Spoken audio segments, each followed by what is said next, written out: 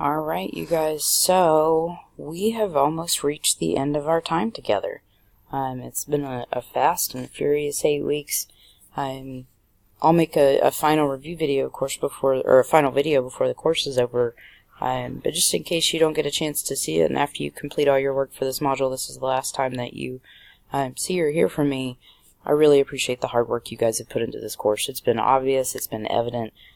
8 weeks is a fast time to go through this volume and content of history, and this course is certainly a fast-paced one. So I have enjoyed the opportunity to spend some time with you guys and kind of engage in some intellectual inquiry and endeavor, and I hope you found the course to be a positive one. We will have an eval opportunity for you. You'll have both the one from my department and one that I put in the course just for me. Both are completely anonymous. I strongly encourage you to submit both of them.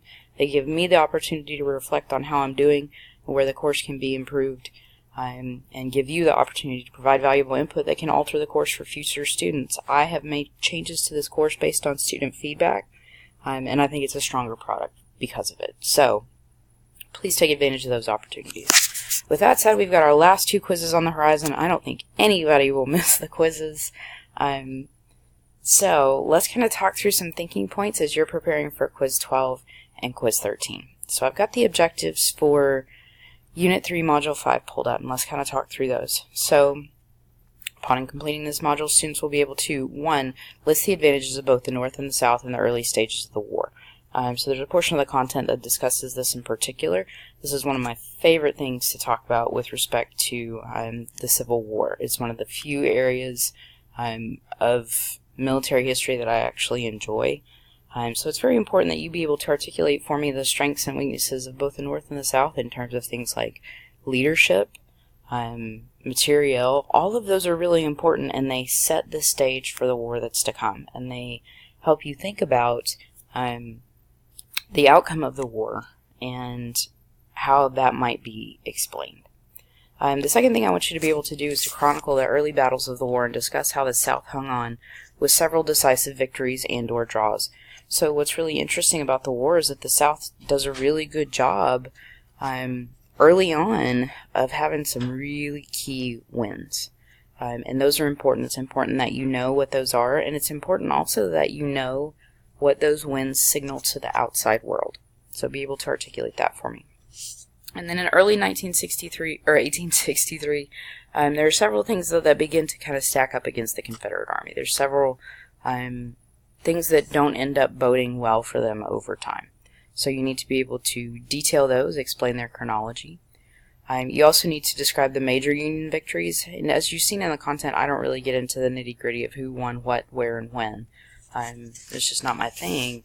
But the major ones are really important, so it's important that you be able to describe those victories and what they mean in the long-term span of the war. So, for example, the victories at Atlanta and Vicksburg were particularly key, and you need to be able to explain to me why those were key. And then you need to be able to discuss the consequences of the war for both the North and the South.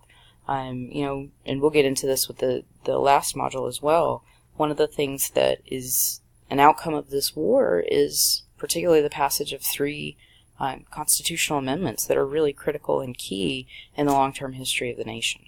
So it's important that you be able to articulate those consequences, especially for the South, because the war had a major effect on the South, and it affected the South not just for decades to come, but really for centuries to come. And there's an argument to be made that we're still feeling some of the effects of the Civil War and Reconstruction here in the South, even in the present day.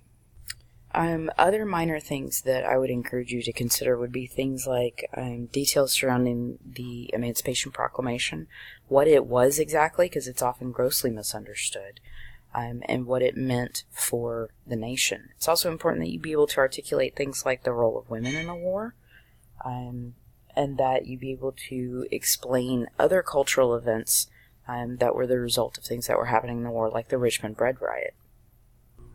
And then the last thing that I would encourage you to think about, and the thing that we kind of conclude the module with, is Lincoln's assassination. How did it happen? What was the context of it? And then what did it eventually mean for Reconstruction, which is what we will look at here. So here I'm looking at the objectives for Unit 3, Module 6.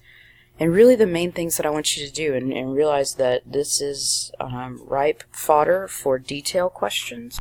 So, thinking about the fact that this is excellent fodder for detail-oriented questions, I want you to be able to describe to me the elements of the main plans for Reconstruction. Remember, we're thinking about three primary plans. There's Lincoln's initial plan, there's kind of a pseudo-congressional response to it, and then there's the radical Republican response to it. So you need to be able to explain to me the elements of each and how they compare and contrast. And then I also want you in particular to be able to articulate the elements of radical Reconstruction, because it's got some complication to it. So articulate all those elements for me. And then as we think about Reconstruction too, it's important that you explain to me what the presidency and specifically the election of Rutherford B. Hayes signaled for the South.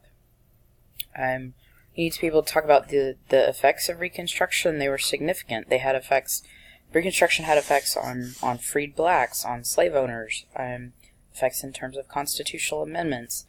It had very, very wide-ranging effects. You need to be able to discuss the economic, social, and political effects.